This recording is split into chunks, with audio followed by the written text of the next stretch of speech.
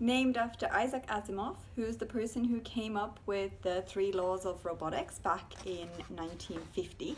You'll see those laws in a slide further down the deck, and it's certainly worth keeping those in mind, especially when we get to some of the final videos and discussions of this lecture.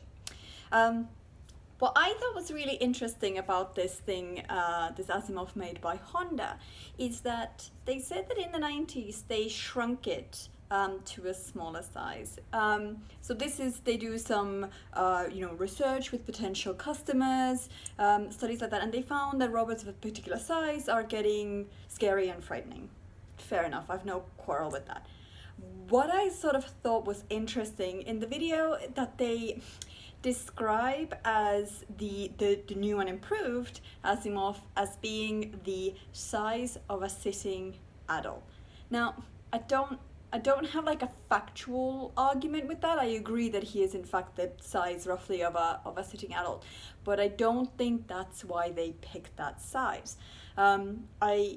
I think that there's another way of seeing it, and that is that Asimov is now in fact the size of a child. And I think that is a very significant design decision because it's based on human societal norms, it's based on human social power dynamics. It's not really a question about the tech. The robot of this size doesn't somehow function better. It's just that we feel more comfortable with it being at this size. So this is a social consideration, not a technological one.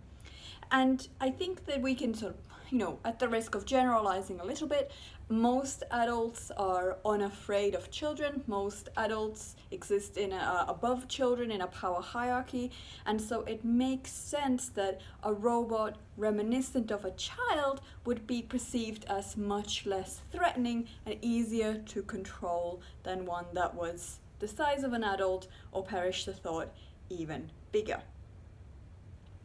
But the question remains, does this take away any of the drawbacks or the challenges or the scary bits of the tech? I mean, just because the robot is smaller doesn't make it any less easy to hack? I would argue it doesn't. It's probably still able to physically overpower you. I mean, are these considerations even an important conversation to have, or is this a completely arbitrary point?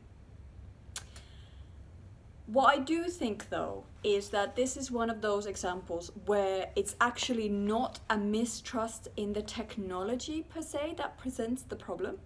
What it is, it's our mistrust in other people. So this is why I have sometimes this slightly misanthropic streak, right? I'm not gonna lie, because it's not even an issue of the tech that we're afraid. We are afraid that some other person with nefarious purposes, with bad intentions, is going to do something like hack the robot or make it do something that endangers us. And so it's not really a problem of the technology, it's a problem of other people. And that's why we can't have nice things. Other people is why I don't get to have a robot butler.